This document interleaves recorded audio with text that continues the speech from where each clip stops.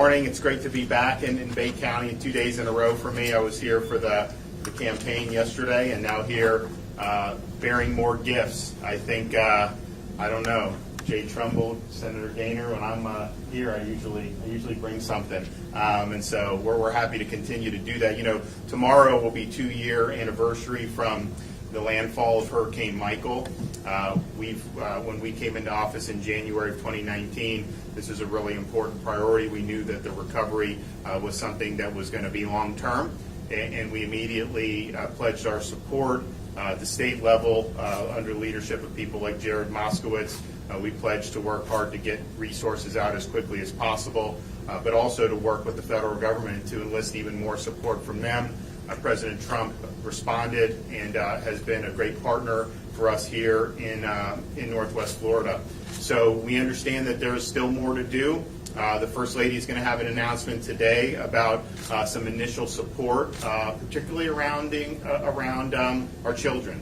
And we remember when the storm came through here, I remember touring some of the schools that had been damaged, dislocated families. It caused kids to be out of school. That's a really traumatic thing.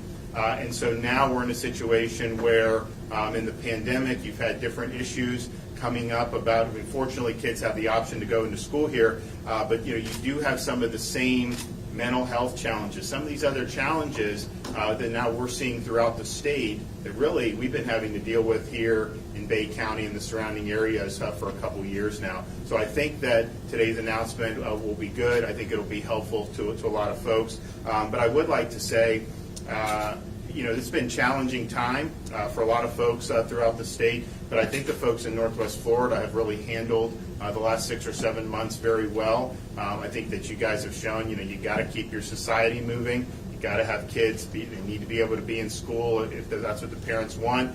You got to have people working, and you have to have businesses open. And so I think that you have really struck a good balance that really should be an envy to places around the state and around our country. So I'm happy to be working with you guys. I thank you for your friendship, and I'm always very, very pleased to be able to introduce our wonderful First Lady, who's worked very, very hard on a lot of issues, particularly issues related to children. We now have 3 kids. When we started governorship, we had 2. We have a daughter that is 3, going to be 4 at the end of November. Our son is 2, and our youngest daughter is 6.5 months now. And so when the First Lady is doing all these things to help the state, she's also ruling the roost at home in what could be a very chaotic home environment with kids that really like to do a lot and play and do all that they can. So, but we're blessed for that. But I really appreciate her efforts, not only for being a great spouse and a great mother, but for she doesn't have to do a lot of this stuff. I mean, this is not required of the First Lady to do any of the stuff she's done, but she has an opportunity to make a difference, and so she's really taken the bull by the horns, and particularly as it relates to things like children and like mental health. So it's my honor to be able to introduce our great First Lady to have to make this great announcement. Thank you. I appreciate it. Thanks for coming and for being here. And when he says it's chaotic, he's not kidding. So it's quite funny because most of the time our children, even the 6-month-old, is starting to sleep a little bit now through the night. And that's the case most nights. I rarely go on the road with the better half. Sometimes I get the opportunity to do it, and it's wonderful when I have the opportunity to do it. But my son decided last night that he was going to wake up at 3 in the morning. And he has been up since 3 until about 6:30 when I needed to get up. And so it's just, it's one thing, to have kids in the mansion and always trying to be, protect Florida's irreplaceable history. And then another thing, trying to coordinate the schedules and get out the door. And so it's been fun with them. But we know how important it is for a lot of parents out there to have the opportunity to have their kids get a great education, or if they're at work, to be able to access childcare. We have been committed, obviously, to this area from the very beginning in the wake of Hurricane Michael. We remember 2 years ago tomorrow when that Category 5 hit. It was devastating, and even driving through here today, You see a lot of places that are still rebuilding, and we understand the toll that it takes on a lot of people, and emotionally too, even 2 years after, which is why we're very excited to be announcing that this area will be receiving a $5.2 million grant, and that is specifically for the Early Learning Coalition Northwest Florida. And those funds are going to do a lot. They're going to be helping rebuild infrastructure. They're going to be helping everything from playgrounds to everything within the child care facility.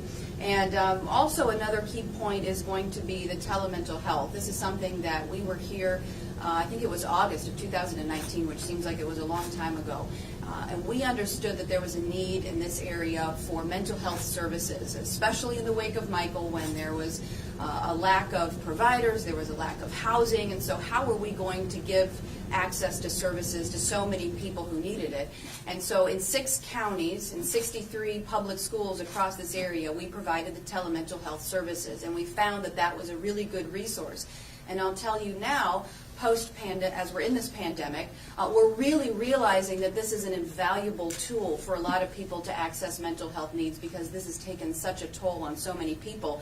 And when you look at it now as something, a resource you can have right on your phone, it's really a game changer for a lot of people to get the help that they need. So these funds will help fortify that. I think we saw in the wake of Michael, there was something like a 234% increase in requests from teachers and parents for mental health screenings. So this $5.2 million that's going to be coming to the area is going to be a really big deal. I think post-Michael, there were 96 child care providers, but after the hurricane, only 72 had reopened. There was about 1,800 children in this area that don't have access to be able to get early learning needs. So this is going to be a big deal for those kids to make sure that they have some help. And this will also launch within the Early Learning Center of Northwest Florida something called Operation Kaleidoscope. And again, this is going to be providing mental health screenings, evaluation services for children, families, and providers, along with the equipment, the training. It's going to increase capacity for a lot of these facilities, and really going to be able to rebuild the infrastructure, which you think 2 years later is something that is still needed. So we're excited to be here, and we're really privileged to be back again in such a great part of the area. And, you know, the governor was talking about it a second ago. You know, this area is so resilient. It's really one of the cornerstones of my Hope for Heal initiative, and that is resiliency. And this community has been resilient from the very beginning, and we're just so happy to be here to help you continue to get the funds that you need to get back on track and to live happy, healthy, and productive lives. So with that, thank you for being here and for what. Any questions for us? My name's Olivia. I'm with News Channel 7 and Local 18 News. Thank you for coming. For families that are opting to keep their kids home versus going to brick and mortar schools, how can they benefit from the resources that this $5.2 million grant is going to provide, you know, like telehealth, things like that? Yeah, and that's the great thing, is that you can do it now on your phone, that these services will be provided, so this will hopefully make the connection. If you have insurance, if you don't have insurance, these funds will help support those families at home. And a great thing, too, well, we know that the kids, you know, are suffering, so are the parents. I was talking to somebody who have their kids at home. She's a mother of twin 8-year-olds, and I said, "How are you guys doing?" And she said, "Good." And there's a lot of tears, though. I said, "Oh, are the twins okay?" And she goes, "No, me." And it was the mom who needed a little bit of help. And so to have this, and really with technology evolving, you don't want to ever say that there's a silver lining to something so awful as a pandemic. But the silver lining is now that we can use these telemental health services more than ever before, and we can get it into the hands of more people. And what we find is if someone has an outlet to get things off their chest, to be able to talk a little bit, it makes a big difference. And so we're excited that these funds are going to be able to support those efforts. My name is Faith Graham. I'm with News 13 here in Panama City. When can this area expect to see these resources come? Is this going to be immediate? I think it's immediately, yeah. I think it came down from HHS through the Department of Education, and then they'll be going right out to the Early Learning Coalitions.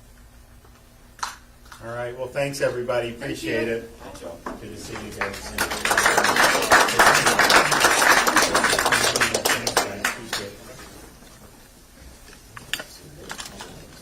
Thanks, guys. Appreciate it.